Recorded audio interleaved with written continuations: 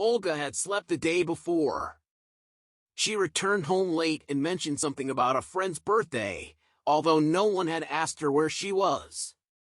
For some reason, it seemed important to her to justify herself.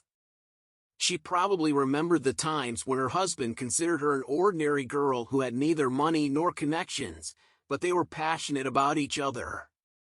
Oh, how those times have passed. Sasha, as usual, took a contrast shower, dried himself thoroughly with a towel, and proceeded to the most unpleasant part of his awakening. He leaned closer to the mirror, carefully looking at his reflection. This morning ritual was always hard for him with fear. In fact, the tension grew with each passing year. Suddenly, he clicked through the wound-up time on his still attractive face. Then, our presentation liked to repeat everything. Sasha, though it usually referred to work, had to dodge to make them look fresh. Lately, he has been repeating this simple truth more and more often in relation to himself. People are also like flowers. To save youth and beauty, one has to work hard. Sasha examined himself again and chuckled. Looking at his mirror double, perhaps he is not bad. He won another day of time. Sanyak Smarties, so keeping the age, of course, is not easy. 40 is 40, and it's difficult to look like a quivering young man, but this is also the best. After all, a husband without a mustache is not trusted by the boys, especially during work or relationships. Even the girls of yesterday's school proudly declare that they like older men. But even with money, of course, it's quite a reasonable choice for a man in his prime. Here he is in the pair itself, all facial features have been preserved with clarity, and at the same time, the contours were not coarsened in order to keep the color of his muzzle fresh. This is a merit of an excellent beautician, but he himself, too, is well done with his regime discipline and zero indulgences to himself. Here is the secret of his youth. Not drinks. Forced himself to say goodbye to cigarettes and adopt a healthy lifestyle consisting of a strong sleep, regular workouts, and a healthy diet. Of course, he wants to maintain all of this, but sometimes eating out is just too tempting. His job as a cosmetologist and hairdresser demands a healthy lifestyle, and Sasha knows this all too well. He pulls himself away from thoughts of his last cigarette and instead focuses on appreciating the state of his hair roots. It's time for a refreshing highlighting, and he knows it's time to visit his hairdresser, Nina, who he has trusted for the past 5 years. Without even asking, Sasha knows that Nina will make him look natural, as if he spent a day sunbathing on the beach with slightly burnt hair. Nina ruffles his hair and starts with a deep cleaning, asking how he's doing. Sasha knows that some people claim to live off of women easily or impudently lie about their work, but he believes that his job as a cosmetologist and hairdresser is one of the most difficult in the world. He's ready to argue this topic with anyone, as he believes that everyone thinks that being married to a wealthy, well-groomed lady is a jackpot for life. However, Sasha knows that these rumors are ridiculous and spread by those who don't know the real truth. His wife, Olga, is rich, and he's grateful for that. Although he's handsome enough to attract other women, Sasha lives in eternal fear that if he gets bored with his beauty wife, she can easily replace him with another man, leaving him without a penny in his pocket. As a result, Sasha is constantly striving to maintain his attractiveness through the help of beauticians, masseurs, and fitness trainers. All of this has become a familiar, albeit expensive, part of his life, but Sasha knows that outward attractiveness is not enough. He's also learned how to make beautiful compliments. They were neatly dressed, and from their conversations, it was clear that they were just helping their good friend. Secondly, the new neighbor arrived in a tiny turquoise car with intricate airbrushing on the doors. Either paradise was depicted there or some kind of tropical ocean shore and setting sun. Thirdly, when the very door with the drawn paradise swung open, a completely alien person fluttered out. She was silently slender with long blonde hair braided in an unusual slightly disheveled pigtail. The ends of her hair were dyed a vibrant pink. To all those who watched, she seemed to be just a girl cheerfully waving her hand and shouting, "Good morning." However, she was 30 years old, if not more.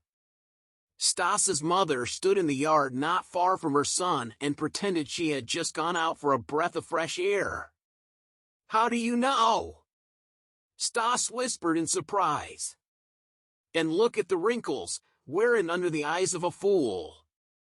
How can all the skin smile like that and gather into folds like a crocodile? And even freckles, ugh, hillbilly." Stas diligently took a closer look and did not notice anything crocodile-like in the stranger's face. If she had wrinkles, no one noticed them, but she smiled really cool, open, and very warm.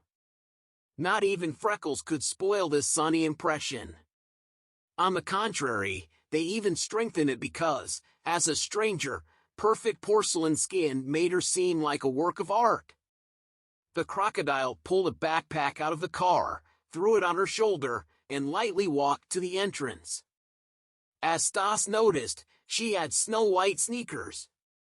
The men turned around to her, but quickly came to their senses when they heard their wives hiss disapprovingly. After a week since the landmark events, they said that there was a daredevil who looked to the new one for an offer of help. If such a pretty neighbor required help, he would be politely thanked and invited to drink tea with bonds. But then, some other neighbor appeared. They were neatly dressed, and from the conversations they had, it was clear that these guys were just helping their good friend. Secondly, the new neighbor arrived in a tiny turquoise car with intricate airbrushing on the doors. Either paradise was depicted there, or just some kind of tropical ocean shore with a setting sun. Thirdly, when the very door with the drawn paradise swung open, a completely alien person fluttered out. She was silently slender with long blonde hair braided in an unusual slightly disheveled pigtail. The ends of her hair were dyed a vibrant pink, and although she seemed to be just a girl cheerfully waving her hand to her new neighbors and shouting "Good morning" to all those who watched, she was 30 years old if not more. Stas's mother stood in the yard not far from her son and pretended to have just gone out for a breath of fresh air. "How do you know?" Stas whispered, surprised. "And you look at the wrinkles, wearing under the eyes of a fool. How all the skin smiles like that and gathers into folds like a crocodile, and even freckles, ugh, hillbilly." Stas diligently took a closer look, but did not notice anything crocodile-like in the stranger's face. If she had wrinkles, no one noticed them, but she smiled really cool, open, and very, very warm. Not even freckles could spoil this sunny impression a little. On the contrary, they even strengthened it because being a stranger with perfect porcelain skin, it would be difficult to perceive her as a living woman. She was a work of art. The crocodile pulled a backpack out of the car, threw it on her shoulder, and lightly walked to the entrance. As Stas noticed, she had snow-white sneakers. The men turned around to her, but quickly came to their senses when they heard dissatisfied hissing from their wives. Hala, after a week since the landmark event, said that there was a daredevil who looked to the new one from an offer of help. If such a pretty neighbor required help, it would be politely offered. The brave man was thanked and invited to drink tea with bonds. But then, some neighbor appeared inappropriately on the landing, and in a minute, the wife of the desperate one was there. The neighbors behind locked doors listened for a while. The men turned to her, but quickly came to their senses when they heard their wives hissing dissatisfiedly. It had been a week since the landmark events, which had revealed that there was a daredevil who looked new and had offered help. The pretty neighbor had politely thanked the brave man and invited him to drink tea with bonds. However, Some inappropriate neighbor had appeared on the landing, and within a minute, the wife of the desperate one had arrived. The neighbors behind locked doors had listened for a long time to the screeching and choice curses. Their essence, of course, came down to censuring unscrupulous women who do not and cannot have a husband and therefore offer tea to strangers. The spouses had also received male compliance of promiscuity, due to which any lousy goat is ready to exchange his faithful and respectable wife on the first pursuit that comes across. The traces of scratches on the face of Daredevil and an impressive bruise under his eye served as a warning to everyone else for a long time. The new neighbor did not comment on this situation in any way, which earned herself more great glory to the impudent temptress. All that they managed to find out was that the mysterious person was Elena Andreevna, and she was apparently unmarried. There were various rumors. Someone kept saying that shameless Lena, in her youth, was a prostitute, and from the elite of them 27 to 30, she had accumulated a fair amount that would allow her to live to old age without needing anything. This version was especially liked by women because it allowed them not to envy the neighbor and treat her with some condescension. Others assured that she now had some kind of super-rich patron who unfastened her a decent monthly allowance. This version was less common, if only because no super-rich patrons were ever in their city, and if they were, they would prefer to send their favorites away from here so as not to become an object of gossip. But as usual, no one knew anything. The human hive buzzed, inventing ever newer and crazier versions of degrees. Hatred grew, and it seemed very strange to Stas because Elena Andreevna led herself very modestly and never even tried to flirt with other people's husbands. But when going to the store, she always asked the neighbors for an item that was not available. It is necessary to determine if they should bring something for Olga Sergeevna, their lonely neighbor and pensioner, who broke her femoral neck and had to stay in the hospital for almost a month. Lenka, who seemed shameless, visited her with packages of news. She even drove a veterinarian to treat a homeless yard cat that was seriously beaten by dogs and needed an operation. Without saying a word, Lenka paid for the whole procedure and then took the poor cat to Stas, who was only 16 years old at the time. Observing the discontent of their neighbors, only Diva was given. Stas wondered why they were so unfair to this beautiful and kind woman. Upon reflection, he came to the conclusion that it was due to the usual human envy of their house and their area. Although it was considered one of the most prosperous in the city, the most ordinary people lived there. Women, in the youth of their first love, jumped at the opportunity to marry at 18 to 20 years old. By 24, they already had a couple of kids. By 27, they thought that they had already gone through it all. They had tired eyes and early hardened hands. They used to think first about their children, then about their husbands, and only lastly about themselves. Until recently, these women were young and beautiful, but they were bent under the weight of self-denial. They discarded everything that they considered superfluous and too costly, such as beauty, youth, and health. By the time they were 30, they had already changed into sports suits and dull clothes that lost their luster. They tied their hair up in ugly bonds. In general, they were nice women who loved their loved ones and dreamed of a better life for their children. However, they did not measure out the very pinch of normal human selfishness that was completely imperceptible while everyone around them was the same.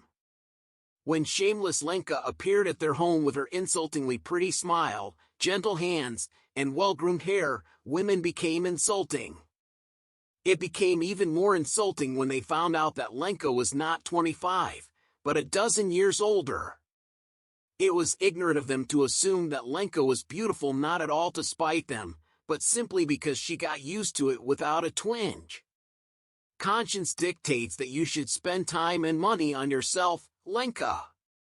She flaunted herself in youthful clothes, but the most unpleasant thing was that they did not suit her. Lenka never had children or nephews, and when tired young mothers dragged their sleepy children to kindergarten, Lenka walked her French bulldog, Kirabai, on a leash. Lena never dragged supermarket bags and never looked gloomy, offended, or tired. It was a shame because it turned out that it was not necessary to devote oneself entirely to others and forget about oneself. Stas's mother went berserk with a rag on the windows, hating Lenka for being so self-centered. If Stas's mother climbed to clean the windows, she was in a bad mood to say the least. She usually made it a tedious task for her husband or son.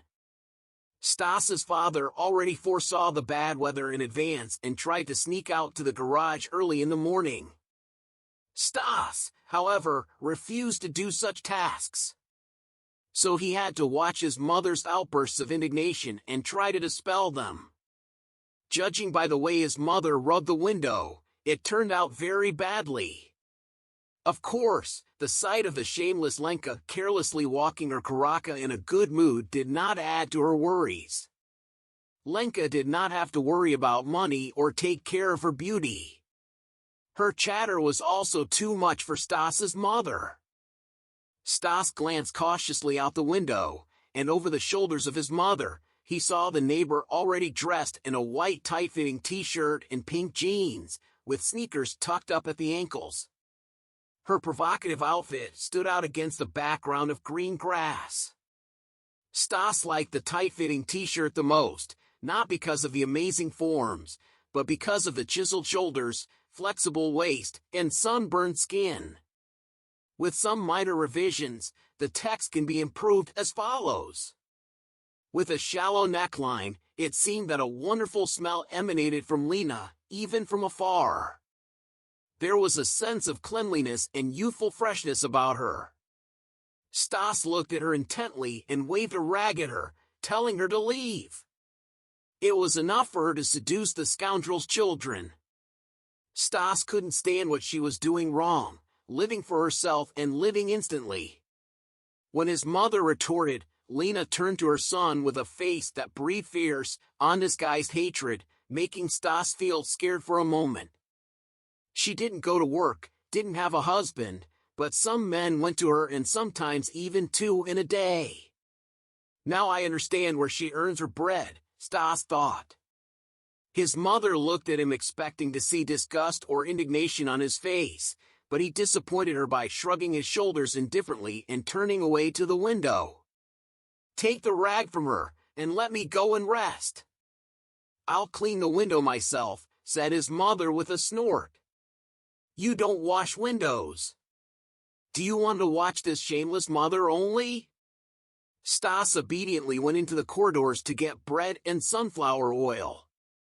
He noticed that their dusty sneakers, once corny white, were now struck by an unusual grayish-brown coloring from walking along urban dust. Not every city has such dust, but it was like a visiting card of the settlement. Stas slowly crawled down the stairs, reflecting on his conversation with his mother about how little interesting things happen in their town. If a pretty woman appeared, she immediately became the subject of increased and aggressive attention. Most of all, he thought about his neighbor's white t-shirt and wondered how she managed to wear white in this brutal dust. Lena collided with him right at the very entrance, raising her round, smart eyes and greeting him. I'll pull the cookie ready for the ship, said Stas. As an AI language model, I can detect several grammar errors in the given text. Below is the corrected version. As he leaned over to pet the funny animal, he really wanted to say something witty to his mistress that would surprise or make her laugh. But nothing came up in his head, so he had to limit himself to an indistinct hello. Hello, Stasik, she smiled affably. Are you not going to the store? I've got something for you, just tell me what you need. I instantly need some salt, the woman asked. Let me give you money now. No, not often, Stas. I don't need money, but if you offer tea to drink, I agree, she answered in Stas's ears. These words sounded like wonderful music to him. He had never heard Lena amazed before. The speed with which he jumped out of the entrance, choked out, unless of course, it was safe, but Stas seemed to be flying to the store on wings, thinking only about what he would do for some 20 minutes while drinking tea with the most charming woman he had ever seen in all his 15 years of life. He promised himself that from now on and forever he would consider himself lucky if he could get something that all men from 14 to 90 can only dream of, and even today his childhood would end, because if his mother told the truth, Stas didn't loaf around during the holidays and worked almost all summer as a courier. His savings could be enough if, of course, she agrees. From this thought, his heart rate betrayed him, and he was seriously afraid of collapsing without consciousness right in front of the door of Lenka's apartment. The palms of his hands became treacherously wet, and his back was already wet with sweat. Damn, if everything works out, it will be necessary to take a shower first, he thought. He called Lena, and she opened the door immediately. Stas was stunned seeing her in home clothes. His mother, like the mothers of all his friends, wore robes at best, some shapeless pajamas that proudly called home suits. Such suits looked good only on the day of purchase and then on mannequins. She was an ordinary woman in thin jersey that emphasized all the imperfections, looseness of the hips, and shoulders that lost their elasticity. Her neighbor's belly was a beautiful blue sundress with white frills tied at the waist with a beautiful blue ribbon. Her hair was inevitably pinned up at the back of the head, leaving free a few strands near her face. Yes, where did she come from? I brought you salt, Stas stammered, the thought of all the forbidden adult things that could happen freezing everything inside him. Pancake smiled and stepped aside, letting him go into his apartment. Stas had already set the table in the hallway, and under the guest's feet, a chubby, funny chicken rolled out from somewhere. Painfully redder, Stas passed behind the hostess to the kitchen. Being alone with this vicious, attractive woman, he was completely at a loss. A minute ago, it seemed that everything would happen by itself, but now he was wondering what would happen next. Would they drink congratulations? And then what? He needed to remind himself why he was here, or she might guess. He should agree on a price, in case it suddenly became too high. What if he didn't have enough money? But most importantly, how could he make sure that Lena didn't guess that he was her first? Stas was tormented by these questions while his neighbor poured tea, and he thought about how wonderful it would be if this woman were just a woman and not a prostitute. If she just liked him, then he could lay his hands on her waist. Now, she was just standing comfortably with her back to him, and he slowly kissed her bare neck. Or maybe he should try to calm his trembling arms and embrace Lena by the narrow waist. Now he smelled her thin, fresh perfume with some elusive bitterness. He leaned forward to inhale it completely. Lena froze for a second, but immediately shuddered, feeling his hot breath on her neck. "Go away," she said, "otherwise I'll pour the kettle over myself." He obeyed and immediately withdrew his hands. "Sorry," he grunted, feeling offended or ashamed. "They just say such things about you that me and the other men go to you calmly," finished Lena, sitting down. "I know, sit down." Stas took strength into Lena's hands. The cup of tea was also somehow special. It smelled of some outlandish herbs and quite familiar lemon. And for some reason, some chocolates. "False talk," he said.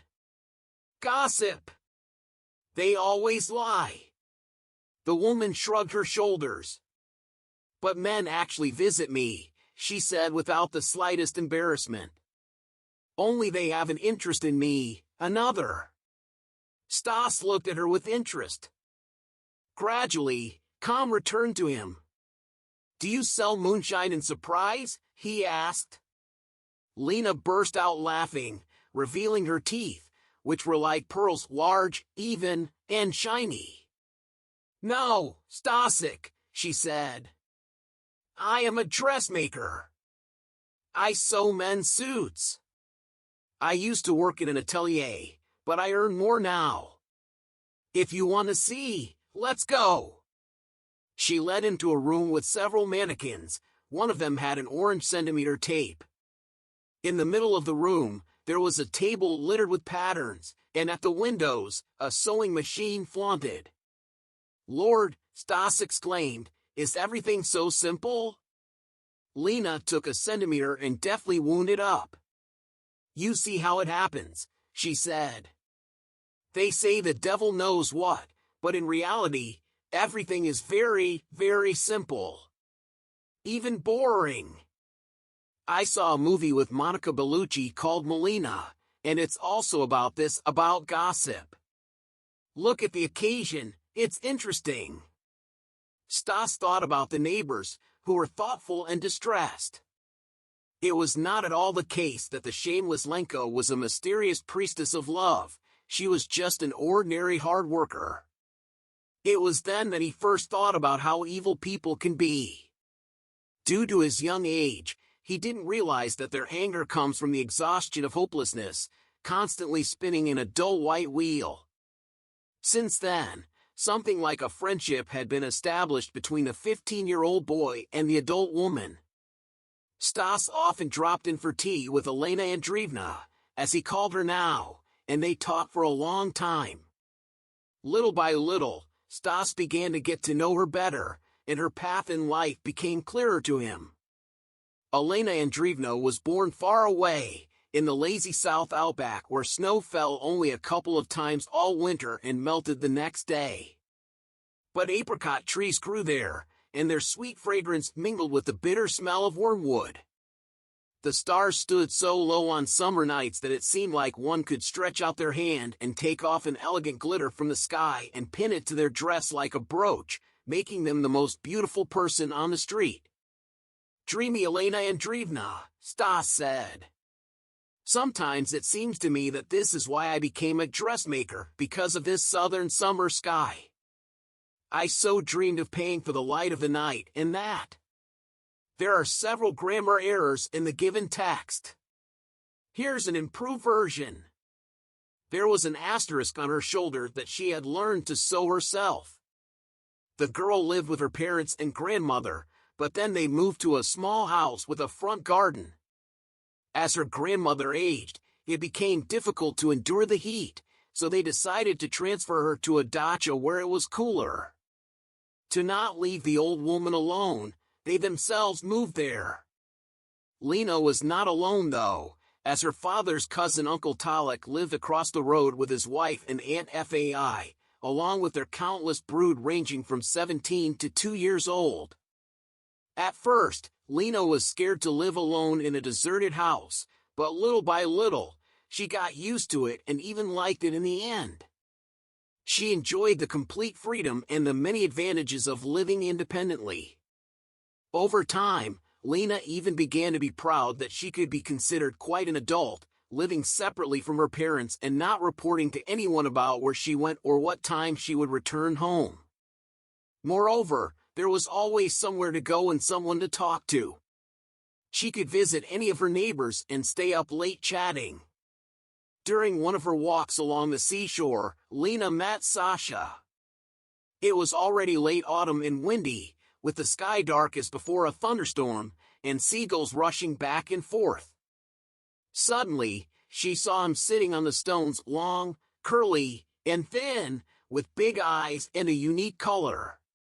He had long, thick eyelashes, and Lena thought that even pictures of him could be considered romantic. The wind ruffled the pages of his book, and Lena thought he was reading poetry. He looked up and smiled at her, and that's when the 17-year-old girl fell in love for the first time, recklessly and without hesitation. However, Sasha did not share Lena's ideas about life. He was ambitious and decided that his place was in the big city. He told Lena that they couldn't stay there and end up like Uncle Talek and Aunt Fai. Lena was torn between her love for Sasha and her desire to stay in the small town. She thought that getting married would mean the end of her girlish freedom. Sasha, with his flaxen hair, tried to convince her that they could have a better future elsewhere. Lena shuddered at these words. Uncle Talek was a frail peasant who was barely over 40, but he looked like a shabby 50-year-old. Alcohol was to blame, and he was not in demand. Once, he worked in an equestrian club, and no one was better than him at getting along with even the most obstinate horse. He taught kids how to ride, and he was well paid for his skill. But then, the club was bought by some local bosses, and they offered Uncle Talek a job teaching riding to their moneybag friends. Uncle Tolia could not bring himself to agree. He hated yesterday's suddenly rich hooligans with whom he grew up on the same street. For no reason at all, they suddenly began to build themselves whole palaces, although yesterday they were still caught shoplifting. Uncle Tolia remained out of work and began to apply himself to the bottle. His wife, Aunt Faya, was rumored to be once a beauty, but it was impossible to see the former beauty in the now immense aunt with a large dark wart on her nose. She once worked in a cafe, but when she realized that her husband would no longer find a job, she started making pastries to order. Aunt Faya always wore huge bathrobes, and her hands were always covered in flour and spots of cream. Her face was constantly bright red from the included oven. Numerous noisy offspring of Uncle Talika and Aunt Fai ran down the street from morning to night and looked after the children. In the evenings, Aunt Faya came out to the doorstep. For no one at home, she flopped heavily on the porch and sat for a long time. One could guess from the pasturing expression on her face that she was just enjoying these infrequent moments of peace and quiet. Then, Uncle Talek came out on the threshold, swaying, and cautiously touched his wife's loose shoulder. "Let's go to sleep, Fairy," he said softly, and the woman went up the porch and into the house. Lena cringed with pity for this exhausted, tired woman who must have long ago forgotten that she was a woman and that her own desires were related to the well-being of the family. The words "I want" had no place in her life. They used to be, of course, but they were forced out, wiped out to blackness, and then to complete invisibility. "I must" was the only continuous circle in her life. Then Elena Andreevna told me, one day I went up to her and asked if my Aunt Faya could help her with anything she needed. While on vacation, I could knead the dough for her, roll it out thinly, and mix the cream so that it would be finger-licking good. Or, if she preferred, I could look after the younger guys at the sea, go swimming with them, and make things easier for her. I know this all sounds like nonsense, and I'm not sure if I'm saying it correctly, but Aunt Faya looked at me in a way that made me realize she understood what I was trying to say. She then grinned and suggested that I go for a walk while I'm young and not rush into marriage. There will always be time for that later on. However, the girl didn't listen to her beloved boy. Lena soon rushed to the city and promised that in a year, he would come and pick up her letters from him. At first, they came almost every day, then once every couple of weeks, then once a month. He still promised that he would take Lena to him, but not as confidently as before. In the letters, it was felt that Lena was no longer Sasha's favorite girl, for whom he yearned passionately. It seemed more like a tiresome duty. In the end, Lena couldn't wait for the end of the year and went to her beloved to figure it all out. However, when she arrived, she couldn't find him at the address indicated on the envelope. No one answered the door. The neighbor said that the boy rarely appeared at home. Lena spent almost a day sitting on the steps, waiting for her beloved. When Sasha finally appeared, he was overjoyed to see her and announced, "Let's go home." But Lena didn't want to be like Uncle Talek and Aunt Faya, rushing back and forth uselessly like a homeless dog. She understood a lot better how they were than here. At home, you can walk down the street, and everyone knows you. They will invite you in and feed you deliciously. But here, no one needs Lena, and the people here are strangers. They dress well and speak intelligently, but their eyes are empty. "What did you agree to?" asked Stas. "I agreed," Elena sighed.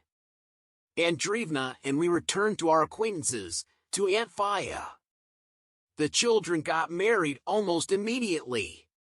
Sasha, who was my husband as I already mentioned, must have been pleased.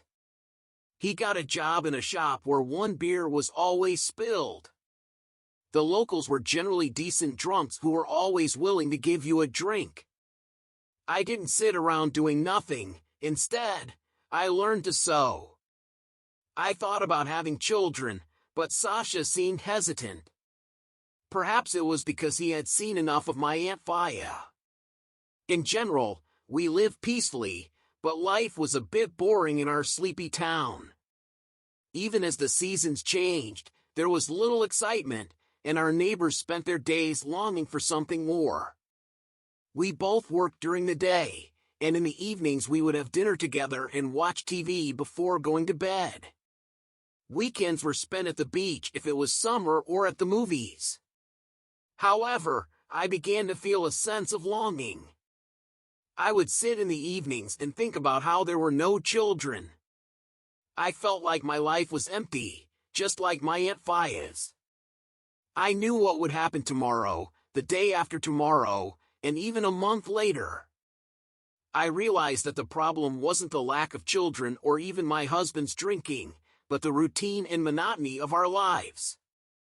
I decided that it was time for us to leave before we became completely stagnant. However, my husband waved his hands at me and told me not to start with my melancholy. He said that I didn't understand what real longing was and that I didn't need anyone in an anthill where no one cared about you. I knew that he was right, but I still felt like something was missing. I knew that I would eventually throw my fishing line in the water and catch something, but it wasn't the same as catching a fish with someone else. I needed to be patient and not give up. I had faced difficulties before, and I knew that I would eventually achieve my goal. I couldn't even remember how many times I had begged Sasha to try again and move to the big city. Finally, he agreed, and we started packing our things. Our guests came to look at our belongings, and I am still waiting for when she. The text ends abruptly and is incomplete. At least drop a word, and she silently sits to herself, sipping tea. Yes, she looks at how I'm already stuffing the last ones into my bags. And now she has finished her tea and then says, "No, you're running, Lena, and not going there."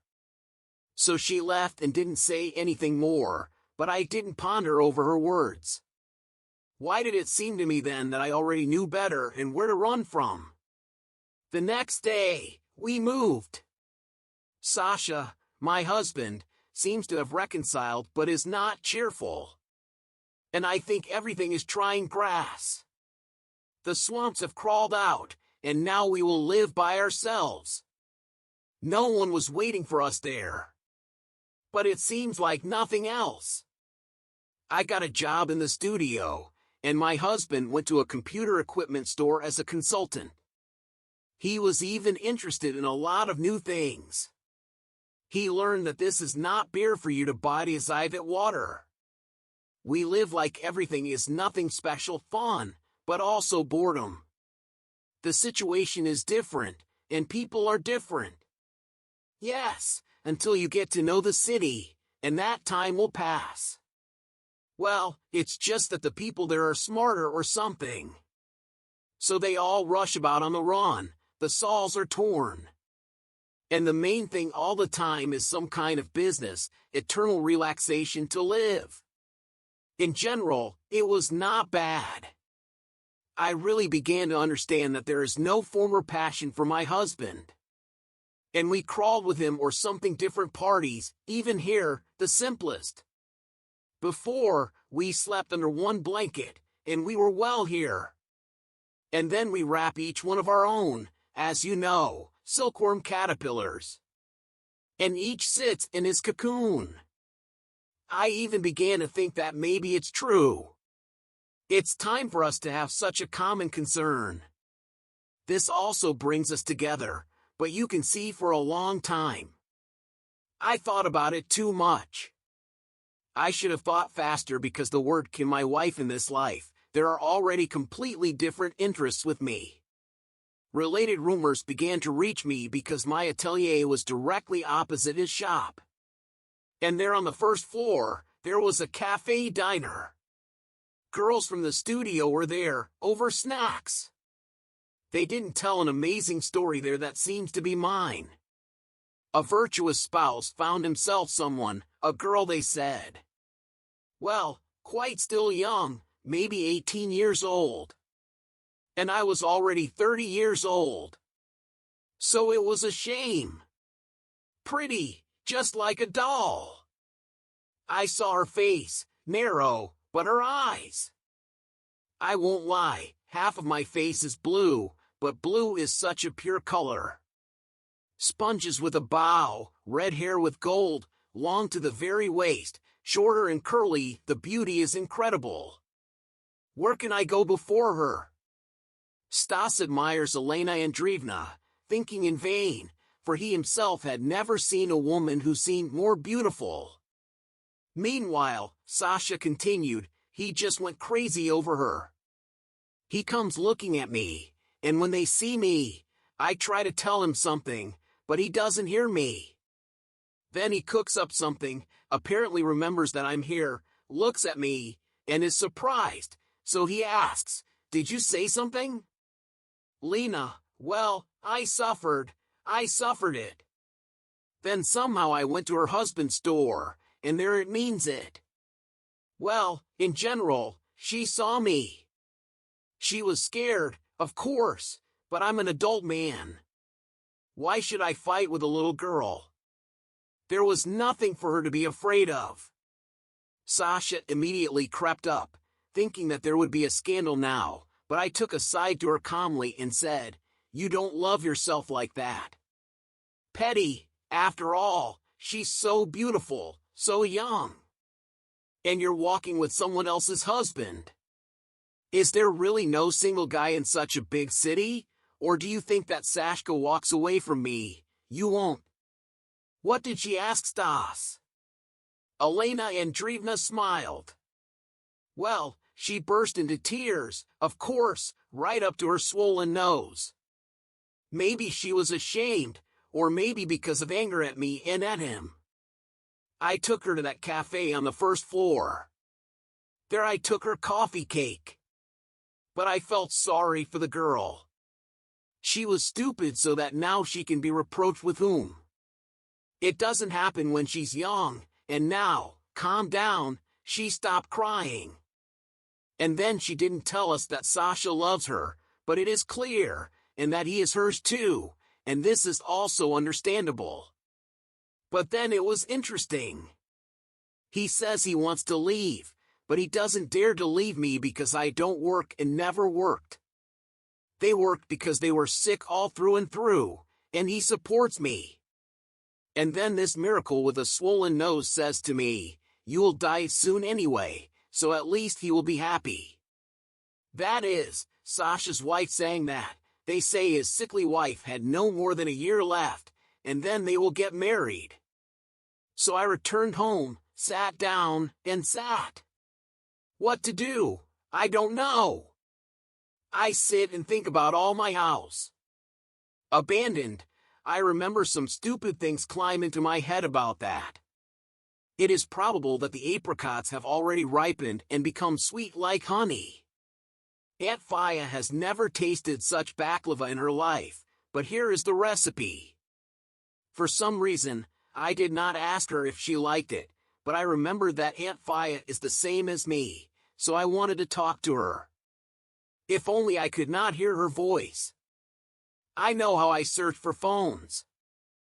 I will call Aunt Faya immediately and ask where I live, how it is, and what the city looks like from the window. We live well, work is plentiful, and we are paid a lot of money. In general, I lied to Stasik for a long time and with inspiration.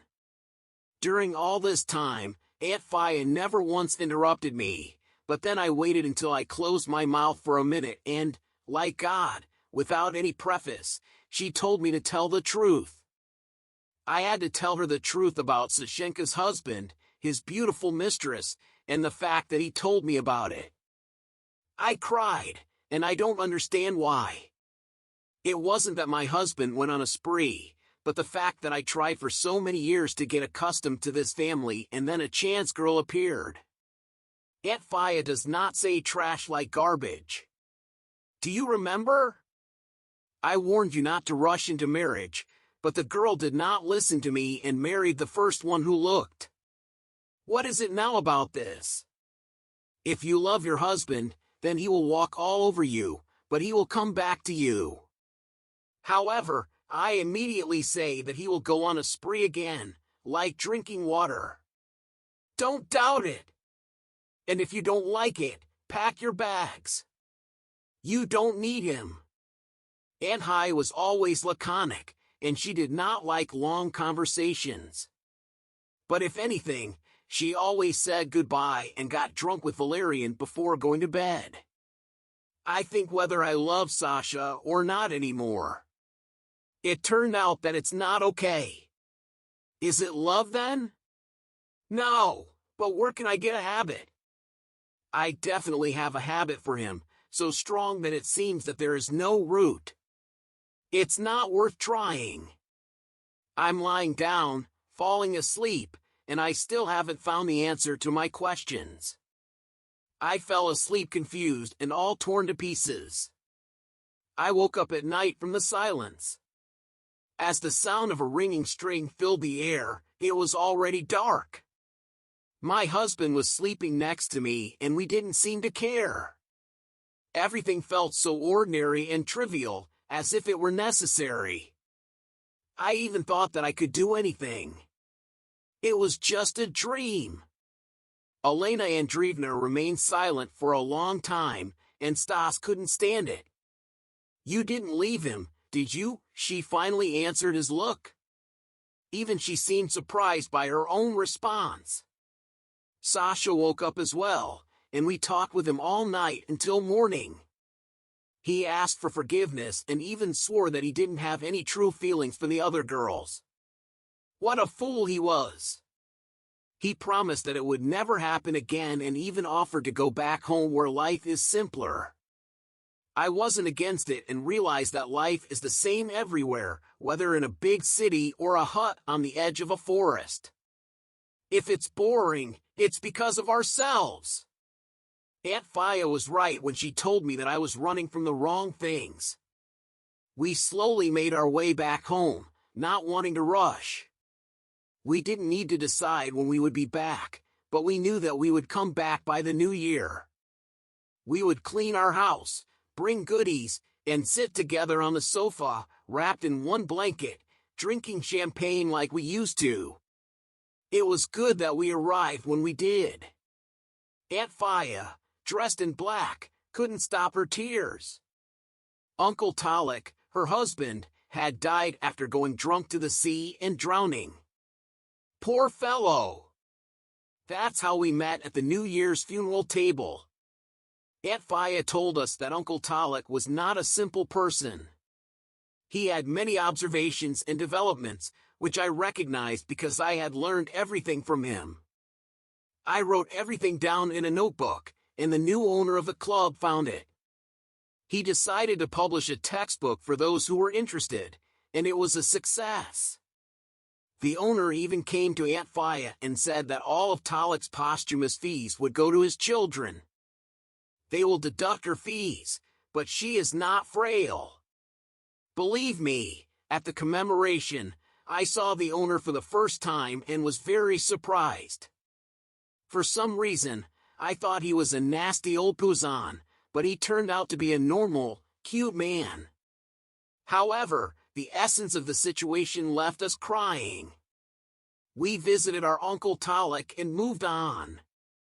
Life was hard for Aunt Faya, so I went to see her every day. We talked about her grief, and I helped her with her eternal baking. Sasha again didn't keep beer at work, but something happened to me on my way home from work. I don't even know how to describe it. Suddenly, I felt weak and leaned against a tree. I could hardly stand, and the heat was unbearable, even though the weather was cool that day. I felt like I was standing under a hot shower. Eventually, I sat on the curb and tried to breathe deeper, but it was also difficult to sit. I wanted to lie down, but I knew I would pass out if I did. Fortunately, a neighbor walked by and ran up to me. She was frightened and said I looked pale. She suggested calling an ambulance, but I waved my hand and showed her my house. I asked her to help me to the threshold. After that, I went to the bathroom to rinse my face with cold water. While walking, I remembered that I had some pregnancy tests at home. I decided to check, just in case. I postponed it earlier to avoid getting nervous. I sat on the edge of the bath, pretending not to care, but I was nervous. I washed my face, brushed my teeth and hair, and then it was time to look at the test. Of course, there were 2 fat stripes, side by side. I felt happy, like Elena Andreevna mother. However, I still couldn't fully comprehend it. I needed to tell him, but I wasn't sure how. I left the bathroom, holding the test in my hand, and I heard Sasha already at home, hanging on the phone with someone. I am now thinking carefully about how to please my faithful partner. I tiptoe into the room so as not to make noise, but I can't decide whether to tell him about the test immediately or just show it to him. Suddenly, I hear my husband, who had sworn allegiance to me, crying like a kitten. I had to go back, but my wife is sick and cannot drive. The doctors say that the climate does not suit her well, and I cannot argue with them. We have arrived back, and my wife wanted to return to her homeland to be buried there. We will inherit the house and the cottage over time. If my partner wants to move here, everything is ready. So, let's sell everything here and move. We will buy an apartment and live like that. I was about to congratulate my husband on becoming a father when I approached him from behind. I whispered to him to collect his belongings and leave me alone. Sasha jumped up from my words, and his eyes were wide with fear. He didn't understand everything, but I explained that it was not true. However, I realized that I don't love him anymore. I felt good, and I laughed, but inside, I knew that it was bad to get rid of him. Suddenly, Lulu said that you drank my blood and now you want to leave with nothing, leaving everything behind.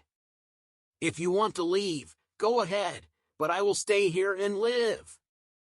I will laugh again and take it all in. I ran out into the yard, thinking that he was gone, but I heard wrong. He came back into the house with an axe in his hands and told me to leave, threatening to kill me if I didn't. He looked resolute, but I refused to let him take control. Raskolnikov himself came to us, and I was scared. I whispered to him, "Sonia," quietly, "I understood you," and tiptoed past him along the wall. I ran straight across the road to Aunt Faya's house. She was already asleep, but as soon as she saw me, she woke up and silently wrapped me in a shawl. She brought me tea in the kitchen, and I told her everything about my pregnancy and how I overheard the conversation with Sasha and the axe. My life has never been so scary. I understood that he had no right to be in my house, and that I needed to go to the police. But I was afraid that they would kick him out and he would come after me with the axe. Aunt Faya listened to me and said, "Okay, while you live, go to bed now, and then we'll figure out what to do. In the morning, I woke up to a world that had turned upside down. The sun was shining, the birds were chirping, and my head was empty. I couldn't live with Aunt Fai forever, and I couldn't go to my parents and scare them with my problems. I decided to live a couple of days and then figure out what to do. The day went by, and I still didn't have a plan. In the evening, I was still stunned, but there wasn't a day without surprises. I couldn't recover from one shock before new wonders in the kitchen with Auntie Phi and dough. As I rolled it out, I suddenly saw a car driving up to my house. A girl got out, but I couldn't see her face. However, I could conclude that she was a tall, red-haired girl, the one who Sasha was still hanging out with. Sasha pomaded himself and left the house to meet her. Auntie Phi chuckled and whipped cream, saying nothing further. I didn't know whether to cry or laugh. 2 days passed, and the beautiful girl didn't leave. Moreover, Sasha came out of the house in his dressing gown to meet her, but my friend paid no attention. I didn't even know why she needed to act like she wasn't a beggar. Auntie Phi looked at her and said she was a natural wonder, then winked at me and said, "What a fool your Sasha found himself an old jumper." I was crazy and said, "Yes, why are you Aunt Phi? She's quite young." But Aunt Phi explained that her senior doctor makes plastic surgery for all grandmothers who want to be young, and this was her young surgery's not-so-regular client. Her daughter came to visit and complained about this woman, showing her photos and telling her mother to guess how old she was. I thought she was maybe 20 years old, but my daughter enlightened me and said, 45, Mom.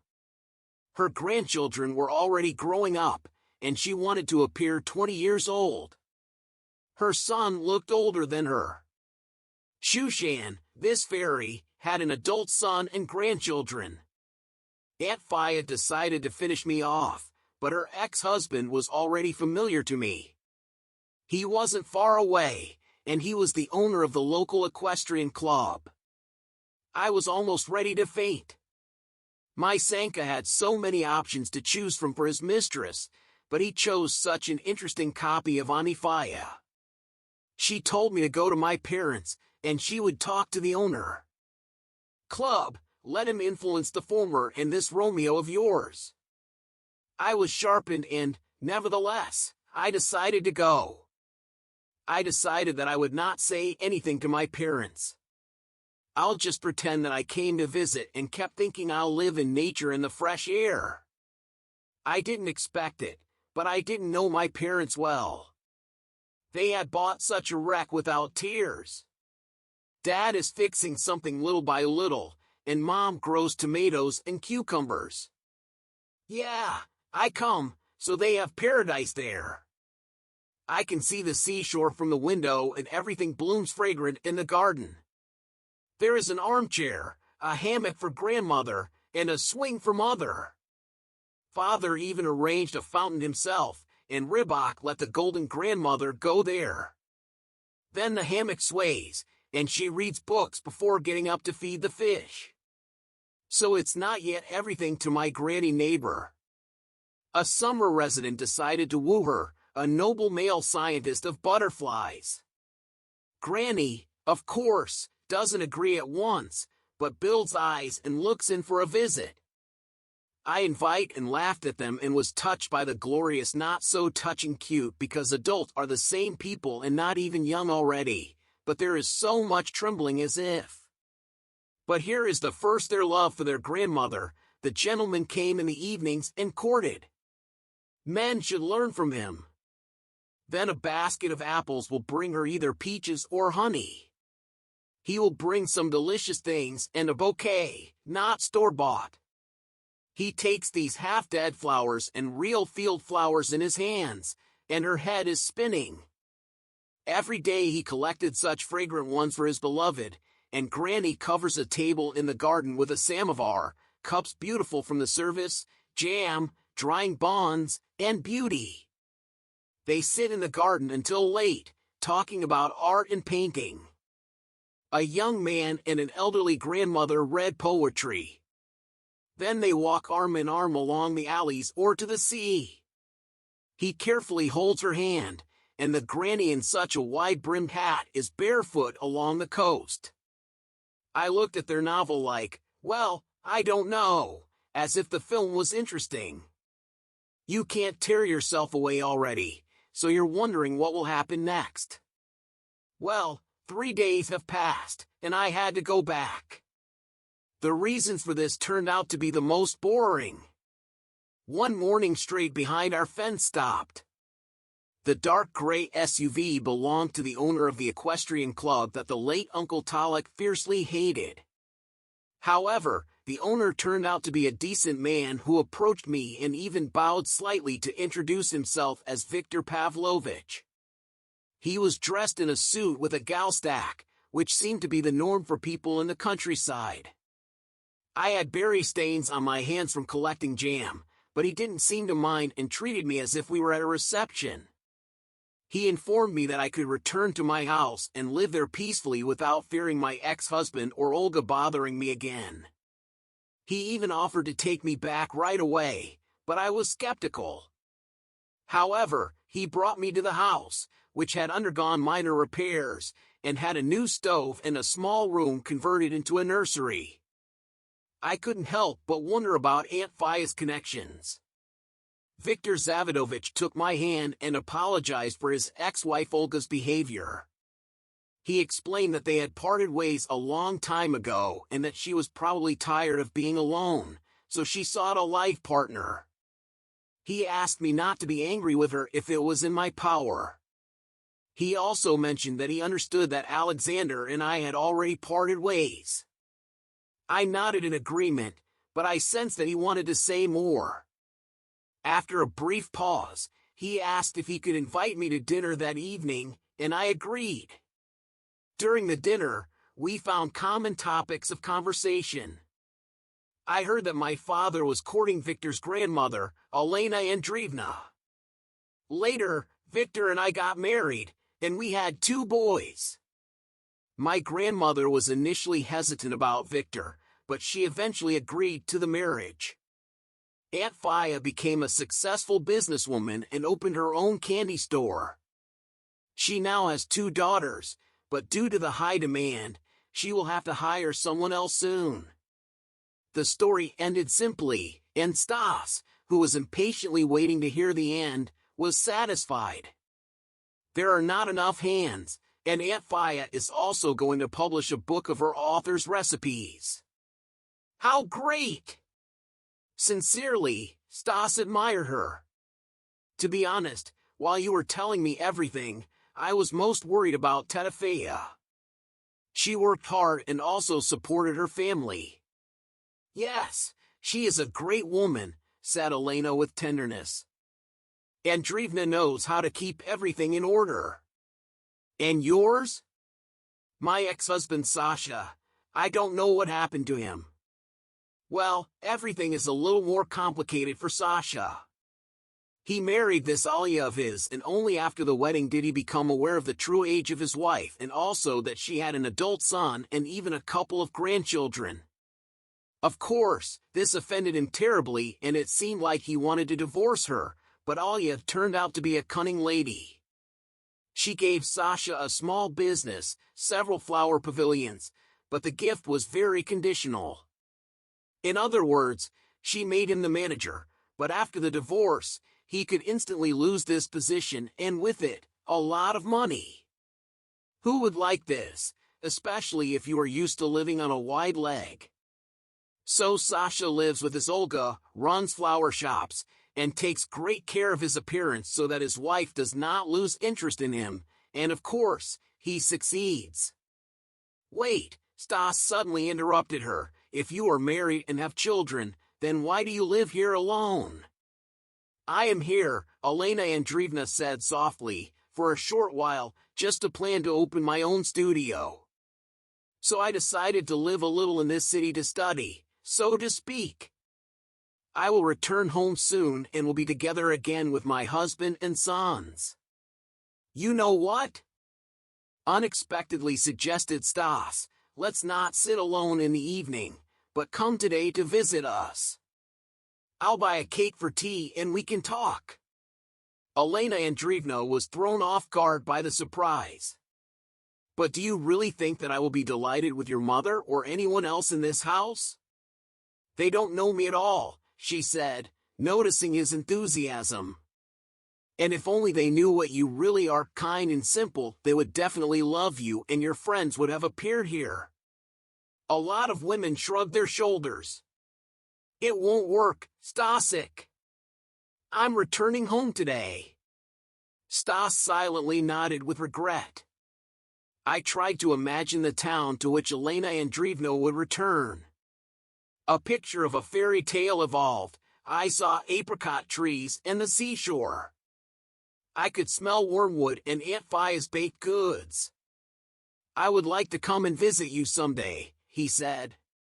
Of course, she was delighted. I will be very glad to see you on the way home. Stas looked in a beauty salon. Now he knew exactly what to spend his money earned over the summer on. The young man asked the pretty blonde for a haircut. Reception desk? No, he shook his head. Can I buy a certificate from you? Back home, he made his mother break away from cleaning and took her to the kitchen. This is for you. Mom smiled as he held out a graceful brown envelope with silver writing, a certificate to a beauty salon. You can get a manicure, dye your hair, and you can even get spa treatments. Mother looked at the envelope in confusion. Spent, she muttered, but Stas noticed a smile that flashed on her lips. The mother is happy with the gift, only to show it. Even this she hurried to hide her fleeting smile behind her usual grumbling, as if embarrassed by this unexpected outburst of joy. This is not nonsense, he said affectionately. You are beautiful with me, and all beautiful women must be pampered well so that they don't turn into butterflies. Only then did he notice that in front of his eyes, tears came out of his mother's eyes. Thank you, son, she whispered and impetuously hugged Stas, ruffling his hair at the back of his head. He thought that perhaps the last time she hugged him like that was only in childhood. You are very big. I grew up. So it's good, Mommy. He patted her on the shoulder. Now go take a rest if you want a bath. I'll figure it out in the evening. He went out onto the balcony just to see how Elena Andreevna comes out of the entrance holding a kuruska. In the yard, there was not a soul in the warm summer time.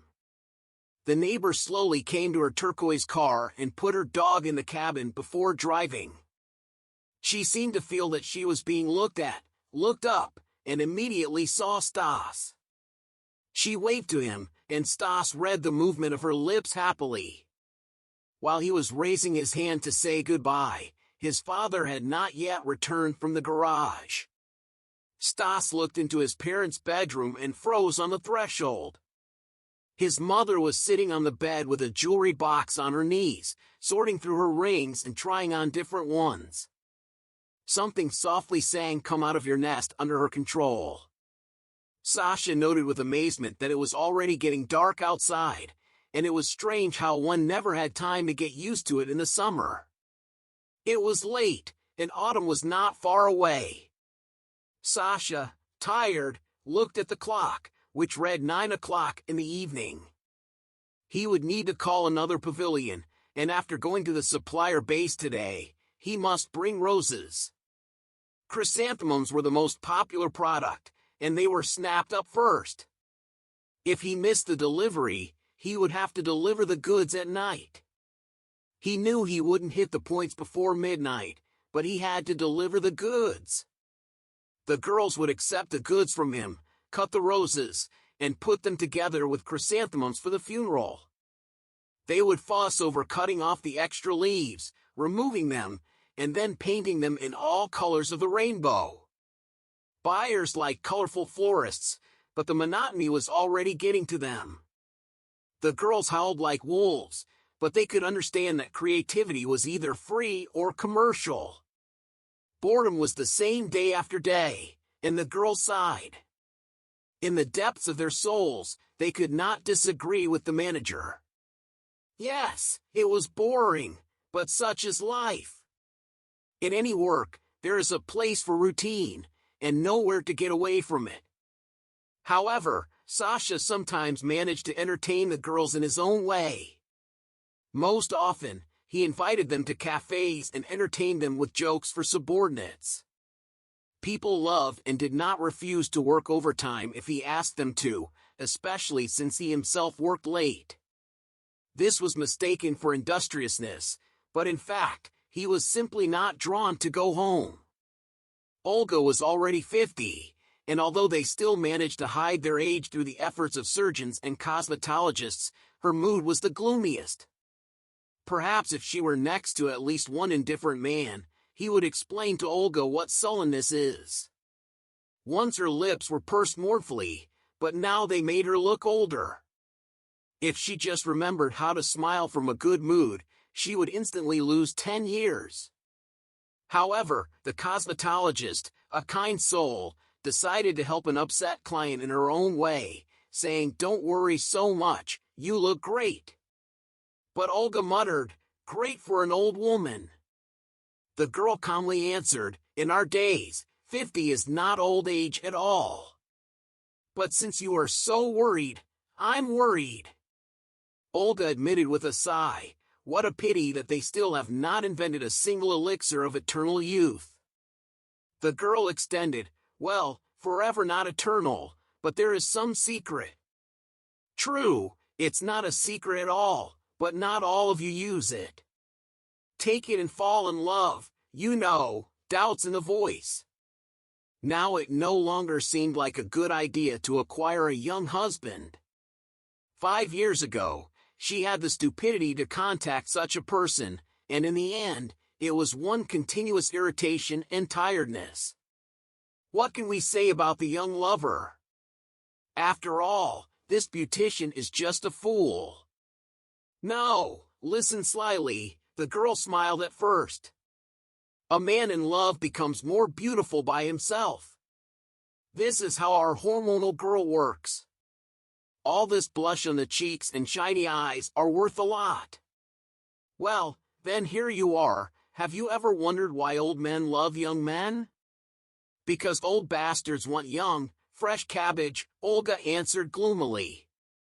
Correctly. And why? Yes, just on a manicured finger flew up that this is a kind of recharge of energy. Youth, you understand, and death from a massive heart attack during love comfort is also from replenishing the energy of youth, and you don't reach such fanaticism. Bring the matter up. The girl was not at a loss. Why be so carried away? Stay within. Moderation. And then everything will be all right. Olga sat in the car for a long time, sullenly looking ahead. So you need to fall in love? Well, one of her friends is a big lover of young bodies, said something about a new nightclub opening in the city. Once the other day, perhaps it's worth appearing there. After all, no one is forcing it. It is not imperative to start an affair with someone. You'll see, Olga, you'll enjoy it, excitedly chattered Lika, dragging her friend along some narrow, winding corridors of a nightclub. Listen, why are the aisles here so narrow? Olga grimaced. On purpose or something? So that only thin ones fit here, because the bulk is called the labyrinth. That's the concept of such an institution, grumbled Olga. This is not the concept of solid contraception. We'll want a couple to hug and where to go here together? You can't fit zero, her friend burst out laughing. That we teenagers are something to squeeze along the corridors for this? Other places exist, but don't grumble. Look, finally, the entrance to the common hall. Light at the end of the tunnel, Olga sighed with relief. The hall was decorated in the style of a sunken ship, with corals and countless shells reinforcing the walls. On the screens disguised as portholes, sea waves splashed and, from time to time, colorful shoals of fish floated by. Instead of tables, dark, artificially aged barrels were set up. "What is supposed to be done here?" asked Olga, cautiously lowering herself onto a stool to rest. Lika smiled and tapped on a barrel. A waiter dressed as Jack Sparrow immediately appeared next to them. "What does he want, beautiful naiads?" he grinned. "Two dark Roma," commanded Lika, doubling up on the rum. "I don't like rum," Olga hissed. A silhouette dancing about Barcelona leaned towards Olga, and she looked into the face of a stranger and instantly drowned in his gaze, as deep as the ocean and intoxicating like a dark rum. Tonight, she came home a little cheerful, tipsy, and absolutely sure that she was beautiful. Before going to bed, Olga cautiously looked into the mirror and suddenly saw a gentle, pinkish blush on her cheeks and sparkling eyes. After all, the beautician was not a fool. For a change, her mood did not hide from her husband, and Olga suddenly began to hum and smile. In general, she clearly showed signs of being in a great mood. She stopped letting go of her phone and blushed like a girl every time she received a new message. It was unlikely that these were messages from Banks. Sasha noted that he almost didn't care if she had taken a lover. In general, it wouldn't be a disaster, especially since Sasha held onto the marriage for purely practical reasons. Recently, he visited his hometown and heard rumors that Lena was quite happily married to the owner of an equestrian club and had even given birth to twin boys. This was why it was insulting to Sasha. He wasn't so stupid to be offended by his ex-wife. The married woman was definitely not to blame for anything before him. Rather, he was angry with fate, which, as it seemed to him, had deceived him. Sasha had tried to arrange his life so that everything was calm and stable, but in the end, it was neither. Maybe the fact was that he couldn't allow his stability and calmness to depend on the whim of others. As soon as he returned home, he promised himself to immediately look for a new job in Aunt Fai's confectionery kingdom. Today, joyful revival reigned as the hostess's birthday was being celebrated on a grand scale, even with peculiar chic. For example, today, all pastries were exclusively French and prepared according to some old recipes. In the evening, fireworks were planned in honor of the hero of the occasion, Lena. She celebrated with pleasure as Aunt Faya had become prettier since she herself stopped standing around the clock and breathing the heat of the oven. The sad red-faced woman with a wart was nowhere to be seen. Aunt Faya was distinguished by a pleasant roundness of forms, but no one would call her a fat woman. From the wart, there were not even memories left, but the complexion was fresh with a slight pinkish blush.